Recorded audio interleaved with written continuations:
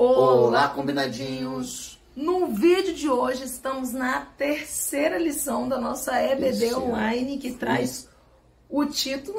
A sutileza da imoralidade sexual. Gente, hoje o Cássio está um pouquinho adoentado, tenha compaixão dele, tá? Na gargantinha. A vozinha dele está um pouquinho mal e também hoje está frio, o tempo está chuvoso. E eu não tô podendo virar muito meu pescoço, nem meu corpo.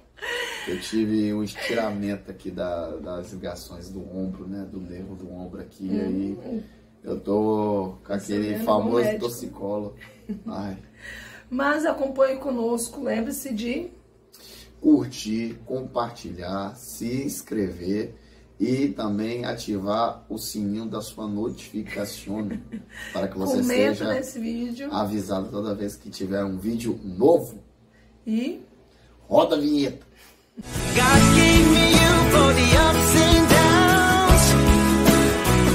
O que é imoralidade sexual? Você sabe? O que é um casamento, um relacionamento abençoado por Deus?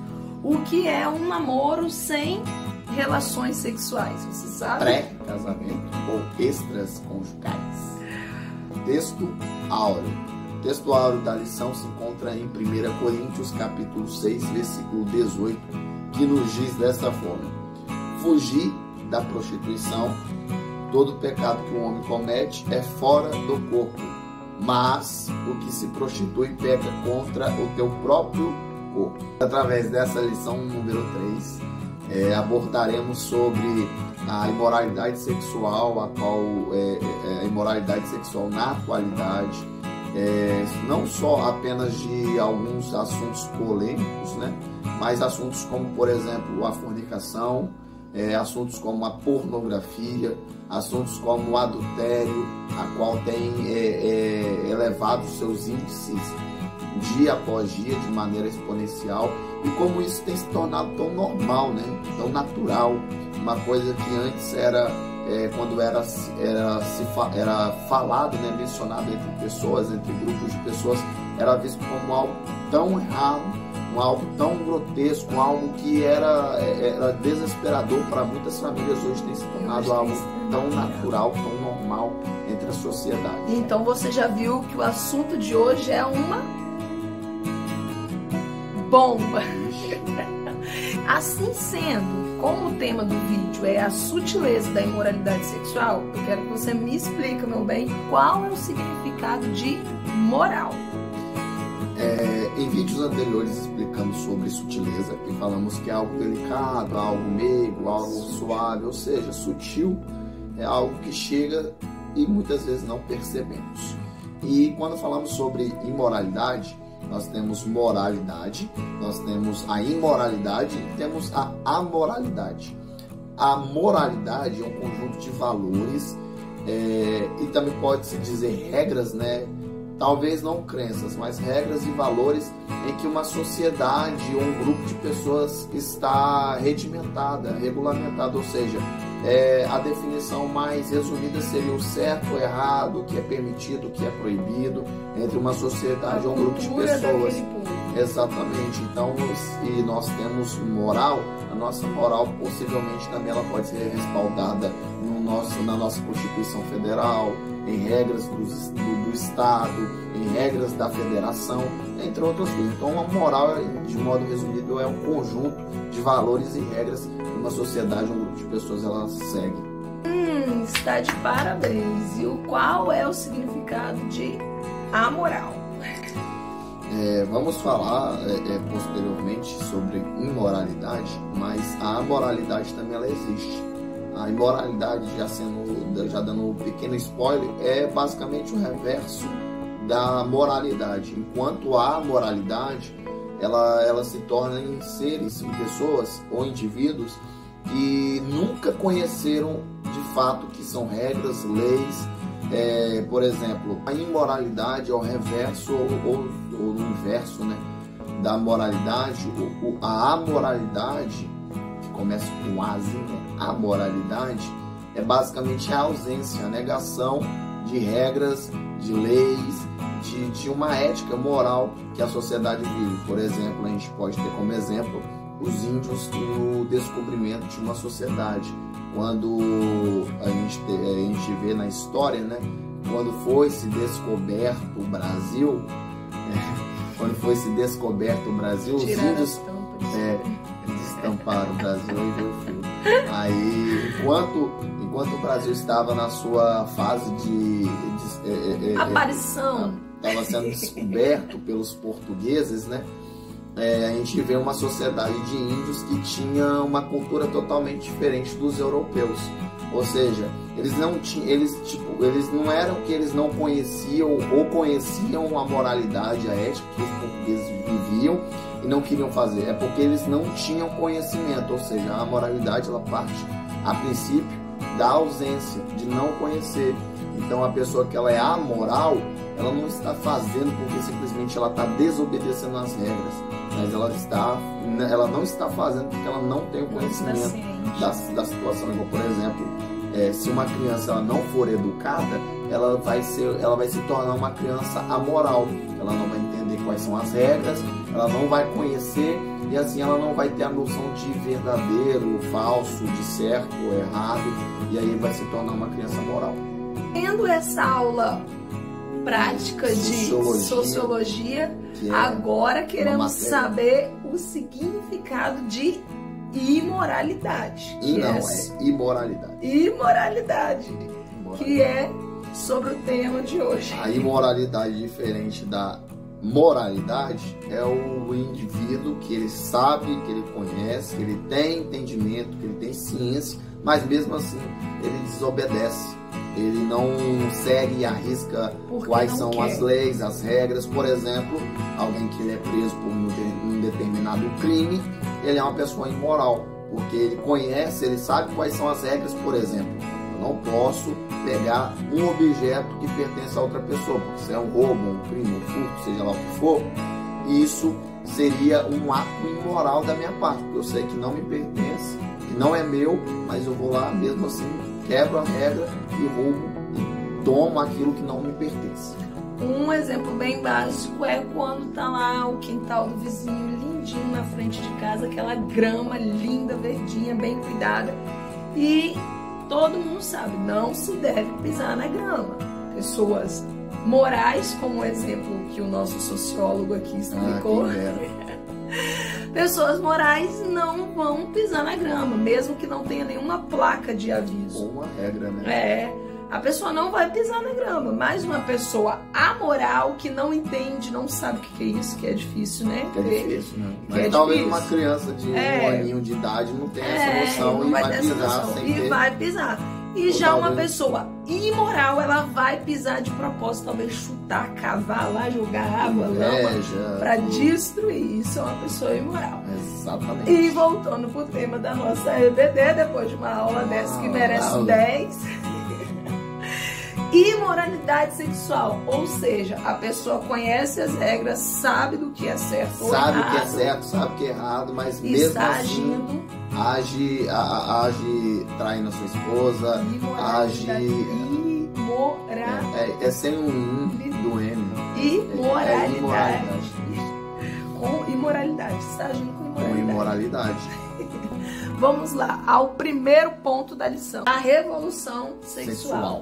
Baseado nos comentários que a lição tem para nós, né, no primeiro tópico da revolução social, da revolução sexual, a gente observa que até poucos tempos, até séculos anteriores, nosso mundo ocidental, né,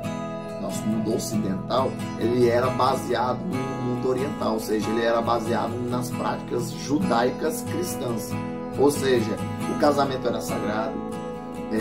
Uma vida sexual ativa era sagrada. O casamento era feito por uma pessoa do sexo masculino com uma pessoa do sexo feminino, e era uma relação heterossexual e monogâmica, ou seja, com uma pessoa só. Só que a partir de 1960 foi introduzido algumas mídias, né? E assim também como a televisão surgiu, né, em meados dessa década, e aí o mundo ocidental passou a viver outras coisas, ou seja, foram transformadas O que era certo começou já passou a não ser tão certo. E o que era errado passou a não ser tão grave assim.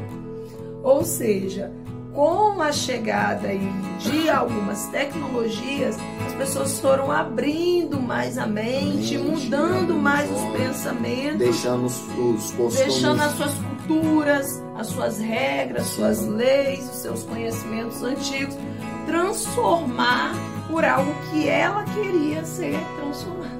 E assim, para nós cristãos que somos conservadores, não praticantes da palavra do Senhor, que é a verdade. Exatamente. A gente crê em um casamento que ainda é sim heterossexual e um casamento monogâmico. Não que não exista experiências ou situações que ocorreram anteriormente a essa década de 1960.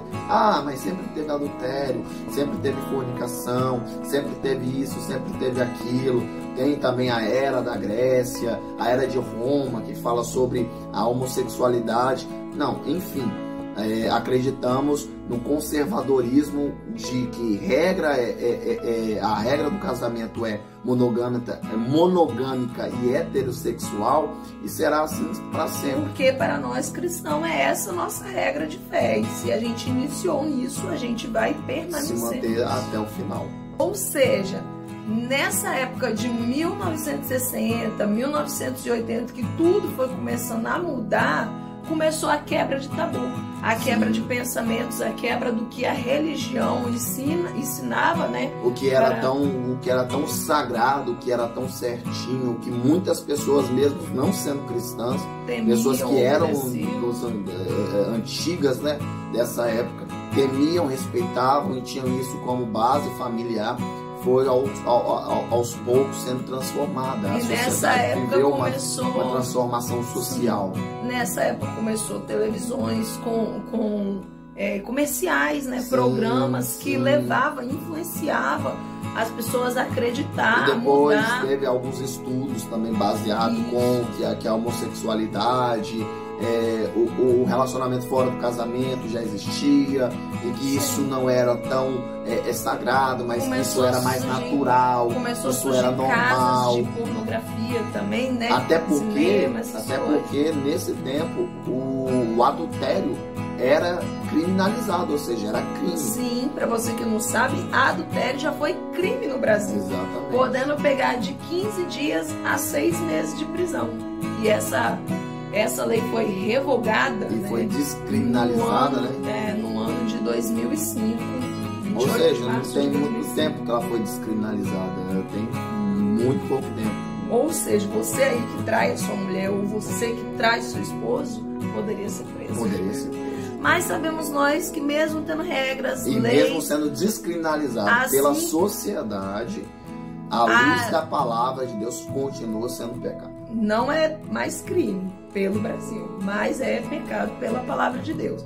Mas a gente sabe que mesmo nessa época, quando tinha lei, né, que era crime, que a pessoa poderia ser presa, tinha situações ainda e mais muitos se calavam, proibido, muitos né? não falavam, não chegavam a falar, né, na delegacia para o cônjuge ser preso, né?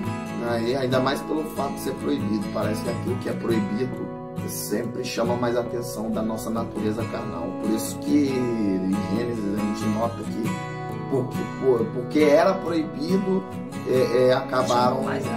acabaram comendo fruto que não era correto. Tinha todas as outras árvores, tinha todos os outros frutos, mas eles tinham que comer justamente o que era proibido.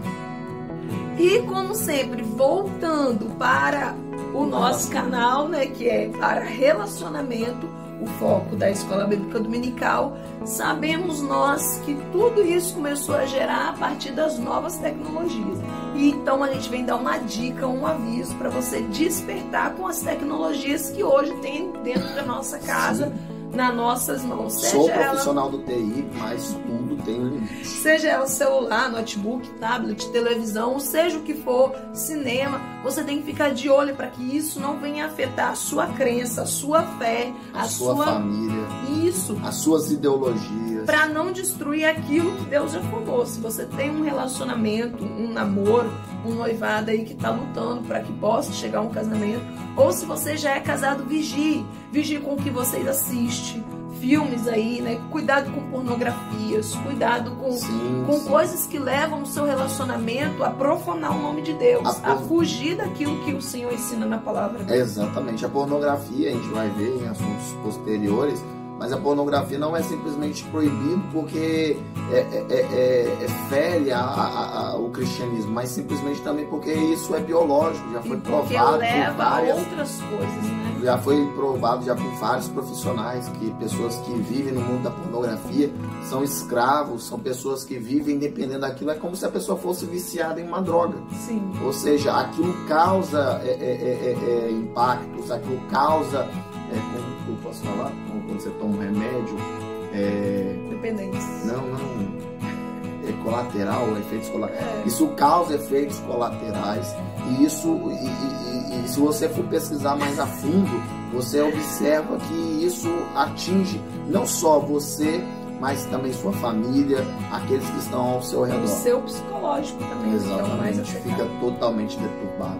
E pegando o gancho, falando sobre pornografia, a gente entra no mérito da fornicação, que segundo o contexto evangélico, se trata de práticas não permitidas, antes do casamento por pessoas solteiras.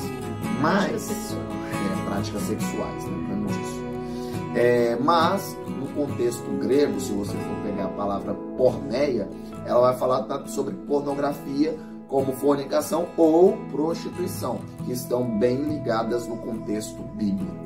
Ou seja, é o ato pecaminoso, é considerado proibido e imundo. Porque, diante da palavra de Deus, a prática do sexo é só quando se tem a bênção de Deus na união, que a gente já tinha falado, heterossexual e monogâmica. Se é fora do casamento, não abençoado por Deus, sendo solteiros, isso é pecaminoso, isso é imundo, você está no ato. E é tão importante a preservação, você se reservar para o outro, porque imagina-se que, segundo a luz da Bíblia, declara que o homem e uma mulher se tornarão apenas uma carne. Isso no mundo espiritual, isso no mundo carnal, isso em qualquer âmbito do mundo do ser humano. Ou seja, eles não vão se tornar carne simplesmente no mundo físico, mas em todos os âmbitos da vida. Aí a pessoa, você deixa um pouquinho de você dentro de cada pessoa. E não é aqui sendo aula de sexologia, mas... Longe de nós, eu nem tenho formação nem nessa área. sabemos ao certo, mas sabemos nós que a prática do sexo heterossexual é um órgão... Fora do casamento. É um órgão entrando literalmente dentro de outro corpo e se tornando um só corpo. Então é a realização da verdade da palavra de Deus, se tornarão uma só carne. Isso é quando você casa. Então não tem como você se tornar uma só carne com um aqui, com um ali, com outro lado. E fora que você acaba tendo traumas de relacionamentos. Por isso que muitas pessoas passam anos e anos e anos e nunca se deparam com um casamento saudável, nunca se deparam com uma pessoa saudável, mas sempre com pessoas que têm traumas psicológicos, pessoas que não viveram bem um relacionamento, que estão indo para outro, e até hoje tem marcas disso. Por isso que é tão importante, esse negócio de se preservar para o casamento é bobagem, isso é bobagem, isso não é necessário. Mas só apenas as pessoas que já viveram muitos relacionamentos que podem dizer, como provas vivas de experiências, que tem traumas e isso dificulta muito no relacionamento e no possível casamento. E por isso que você vê tantos casamentos também indo de água abaixo. Ou seja, a fornicação é algo que Deus não tolera. É algo que é pecado, como qualquer outro pecado mencionado na palavra do Senhor. Você aí que está namorando, que está noivo e que já está praticando algo fora do casamento, sabe que você está debaixo de maldição. você está desagradando a Deus e Mas está já meio que isso profetizando para seu casamento não ser um casamento saudável e abençoado diante do Senhor. Porque quando você anda segundo, debaixo da lei de Deus, tudo é abençoado. Sim, A obediência ao sobrenatural. É aquele ditado que muitos dizem por aí: tudo que começa no erro, provavelmente vai terminar no erro. Se você começa o seu relacionamento fora do temor, do tremor, da obediência a Deus, com certeza o seu casamento pode que não seja tão abençoado assim, porque tudo que cometemos aqui haverá uma consequência aqui mesmo. É o que uma vez eu já ouvi o Silvio Santos declarando para sua filha Patrícia Bravanel, quando ele declara para ela que quando um homem não conhece o corpo de outras mulheres, ou quando a mulher não conhece o corpo de outros homens no ato sexual, quando eles casarem, eles vão se apaixonar e eles vão ter certeza só daquilo dali. Possivelmente terão um bom relacionamento. Terão, porque eles não vão ter outra experiência, como que um cara faz e esse não faz, ou como que a mulher agia naquele momento e como não age. Resguardar, né?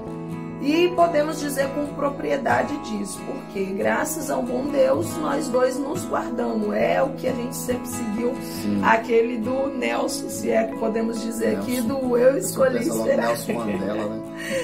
Do eu escolhi esperar, porque nós se guardamos e temos a experiência somente de um para com o outro. Não temos outras experiências com outros homens ou com outras mulheres. Mas também tem o outro lado da moeda. A questão da virgindade é importante. A gente fala sobre buscar se resguardar da sua virgindade, mas talvez a gente esteja falando com pessoas que não são virgens mais. Ou que não era crente, não conhecia a verdade do Evangelho. Mas é importante que você seja uma pessoa pura, porque é diferente a virgindade da pureza. Talvez talvez a gente tenha pessoas que sejam virgens, mas sejam impuras, mas como também pessoas que não são virgens, mas são totalmente puras. Então é importante que você se resguarde. Eu já tive a prática, eu já pratiquei, mas é importante que a partir de hoje, talvez você tenha um novo posicionamento a respeito Negue disso. a vontade da sua carne e passe a obedecer e temer o Senhor. Exatamente. Que assim sendo, Deus com certeza abençoará o seu relacionamento. E terá um relacionamento saudável. Como a gente já explicou o que é fornicação, o que seria adultério, meu bem? Adultério seria, em um contexto bíblico, seria um relacionamento extraconjugal, ou seja, estamos falando de indivíduos que já se casaram perante a lei civil e agora também perante a bênção do Senhor e estão tendo um relacionamento, tanto o homem como a mulher estão tendo um relacionamento fora do seu casamento, fora do seu relacionamento. E como já dizemos anteriormente, hoje no Brasil não é mais crime, mas continua sendo pecado. Assim como o Senhor falou, tanto no Antigo Testamento como no Novo Testamento. Assim como Natã corrigiu a Davi porque ele estava em adultério, assim como o Senhor falou com os discípulos dele o que era errado, e eles recriminam, e a carta de divórcio, falam com o Senhor, questionam com o Senhor sobre a carta de divórcio, o Senhor fala, não, Moisés colocou essa carta de divórcio por causa da dureza do coração dos homens, porque os homens estavam querendo o mal para as mulheres se separar, ter outras, mas adultério é pecado, é errado. Se você é casado, honra a mulher que você tem ao seu lado. Se você é casada, honra o esposo que está do seu lado. Voltando para a família, e tornamos a repetir, exatamente, para se ter um bom relacionamento é importante. Tem que ter temor, tanto antes quanto... Há um ditado, na verdade, há uma frase que muitos falam que um verdadeiro homem é aquele que ele tem todas as mulheres do mundo para que ele possa se relacionar, mas ele escolhe simplesmente uma para viver por toda a sua vida. Ou seja, busque, talvez aí a gente volta no mesmo ponto. Mas eu já fiz, eu já traí. Mas busca hoje, talvez ter um bom, exatamente, buscar um novo posicionamento. A partir de hoje você ser um novo homem, uma nova mulher.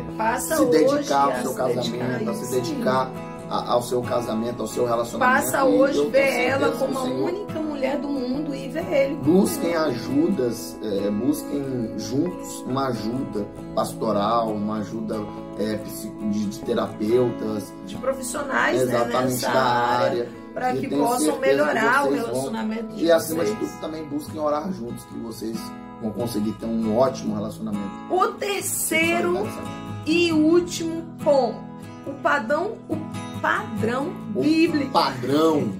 O padrão bíblico de uma sexualidade sadia é o que então? Vamos lá. Primeiro ponto. Para que serve o sexo, amor? Uma das principais razões da prática sexual, segundo Gênesis capítulo 1, versículo 28, foi para multiplicar. No início tinha pouquinhas pessoas. O Senhor vai lá e diz ao homem: crescei e multiplicar. Ou seja, é como se o Senhor tivesse falado. Era inicialmente para sexo. Era basicamente para procriação. Uma das necessidades, o porquê que o sexo foi feito é para crescer e multiplicar. No início, até porque sabemos que a humanidade vai chegar aí até... Estudos declaram que até 2050 teremos de 8 a 10 bilhões de habitantes no mundo. Para de ficar... Ou seja, não faça sexo para procriar. Para de ficar procriando. Tá habitando muito esse mundo. Não estou falando que você não é para ser mãe ou para ser pai, né? Fora de mim isso. É uma escolha de cada um. Porém, entretanto, todavia... Busca se controlar. Isso era no início, uma das práticas do sexo, porque o sexo foi criado era no início. Mas, hoje em dia, né? Segundo ponto, é importante entender que sexo não é pecado. Eu digo isso porque muitos cristãos têm uma visão fechada de que o sexo ele é algo ilícito dentro do casamento. Isso aí, era isso que eu ia falar. Deixa claro, sexo não é pecado dentro do casamento. Dentro do casamento, da casinha. Fora do casamento, como já dissemos. Assim como nós dizemos anteriormente, é errado. É errado. Fornicação, adultério, é errado. Mas dentro da casinha, mas o segundo ponto, o primeiro ponto é para procriar. O segundo ponto do porquê que sexo foi criado é para prazer, para satisfação de para complemento de um relacionamento. Não é só para a satisfação do homem e também não é para apenas a satisfação da mulher, mas é para a satisfação de ambos, homem e mulher. Ou seja, você aí que é casado e não tá nem aí para seu esposo, e nem aí para sua esposa, ou você mulher que abandonou seu marido frequentemente. Você homem que ponha na sua cabeça que sexo é algo ruim, ou você mulher que ponha na sua cabeça que sexo... colocar isso na cabeça, que sexo é não, ruim. tem uns homens... Tem uns que acreditam que seja pecado. Ou você, mulher, que acha que sexo é uma obrigação que você só deve fazer com seu esposo, porque a Bíblia ordena, que a Bíblia manda. Porque uma mulher assumiu isso. Também está em pecado, tá? Também está em pecado, porque o segundo ponto é para prazer e para complementação. Ou seja, o sexo não é feito por obrigação, não é aceito porque tem que fazer. O sexo cristão dentro do casamento é algo sagrado, é algo prazeroso, é algo amoroso, é algo para complementação, é algo para união ser saudável. União dos cônjuges. Tem aqueles que acham que é pecado, não deve fazer ou deve fazer de formas escondidas. É muita história. Tem aquela história, né, que cristão só faz, né, no lençol, no buraquinho do lençol. Vai acontecer. Mentalidades antigas de alguns cristãos, amor. E hoje, muitos cristãos é recriminado até hoje por isso. É algo engraçado, algo irônico, mas é algo que tem que trazer à tona. Então, tem o sexo como algo sagrado diante de Deus. Sexo no casamento. Heterossexual e monogâmico. Isso aí. Como dizemos que fornicação e adultério, conforme a nossa regra de fé, é pecado, terceiro ponto é o homossexualismo. Algo que hoje em dia tem muita confusão, muita briga, muito debate. Tem se tornado a cada dia mais natural, normal. E para algumas pessoas, mas nós, como servos de Deus, entendemos que para nós, como regra de fé, que é a palavra de Deus, a Bíblia Sagrada, ela condena também o homossexualismo como um pecado. Exatamente. Compreendemos nós que o homossexualismo não é algo genético e nem biológico. A pessoa não nasce assim. Entendemos que é um comportamento adquirido por vários fatores.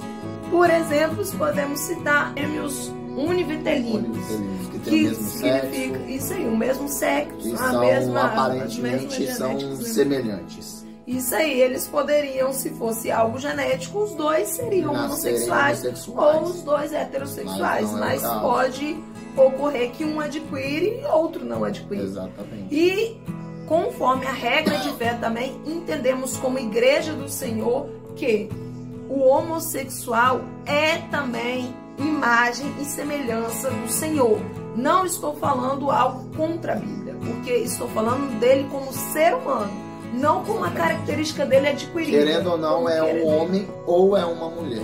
E é imagem e semelhança do Senhor. Ele tem tudo aquilo que o Senhor fez lá na criação, no jardim. Só que o que ele escolheu viver, o comportamento que ele escolheu adquirir para a vida dele, isso sim é pecado. Isso sim, por nós, é recriminado. Mas ele, como ser humano, é amado por Deus, é criatura do Senhor. E o Senhor busca frequentemente resgatar, salvar, libertar, transformar, entre outras coisas. E como a nossa regra de fé declara, tanto no Antigo Testamento como no Novo Testamento, o Senhor condena a prática de homem com homem ou de mulher com mulher.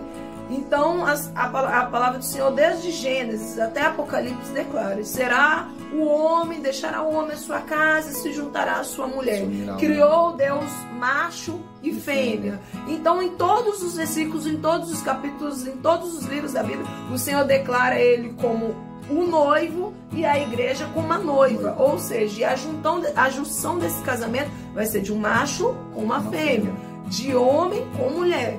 Então, como a Bíblia é nossa regra de fé, nós, servos de Deus, como cristãos, acreditamos sim que o homossexualismo é pecado. Mas isso não nos dá a liberdade de matar, de denegrir, de pegar e espancar, ou de falar que todos eles merecem inferno. Não. Claro que não. Mesmo que a palavra do Senhor, em alguns livros, em alguns capítulos da Bíblia Sagrada, declara que os afeminados, ou seja, os homossexuais, não herdarão o reino do céu. Isso é, se naquele momento que Jesus voltar, eles continuar nessa prática, assim como os alcoólatras, assim como os sonicadores, os adultérios, os homicidas, todos esses que estiverem nessa prática, quando o Senhor apontar nas nuvens, serão condenados. Porém, se hoje você, assim como já dizemos, se você está na fornicação, deixar de fornicar, você que está no adultério, hoje se libertar, você também que é homossexual, entender e compreender que essa prática é pecado, resolver mudar, o Senhor sim pode salvar, pode libertar, pode transformar. Então, pegando o gancho de que o sexo é santo, é sagrado, dentro do casamento, dentro da casinha, é importante a gente mencionar que o sexo não deve ser visto como um peso, como um fardo, como muitos têm levado. Se o seu relacionamento não está sadio, saudável, está sendo aquela coisa empurrada, aquela coisa obrigatória. Eu tenho como dever, eu tenho como obrigação, e não é isso que o Senhor quer para nossas vidas e para as vossas vidas. O que o Senhor quer é que o seu sexo, o seu casamento seja prazeroso, seja bom, seja com amor, com carinho, e que você não tenha isso como peso nem fardo. Que de preferência seja todo dia. Todo dia. Mas sabemos que... Ai, cheguei até do meio aqui. Todo dia. Ou seja, esse foi o nosso vídeo, pessoal. Espero que você esteja entendido, compreendido. Passe esse vídeo adiante para que jovens, adolescentes, servos de Deus, casados, vejam e compreendam sobre esses 3 pontos que é tão polêmicos, né? Sim. Mas nós, como servos de Deus, temos que ter o nosso posicionamento. E não aceite como normal, não haja com naturalidade, E nem mas mude seu saiba que pensamento. isso tem sido a cada dia mais transformado, para que a cada dia mais a gente veja tais coisas como normal. É normal, é natural. Tenha a sua regra de fé fiel, porque isso te levará Se ao posicione. céu. Até... Se posicione. E até o nosso próximo Lembre-se vídeo, de na curta, comenta, quarta- compartilha, hein? da For. Tchau, valeu! Now the world don't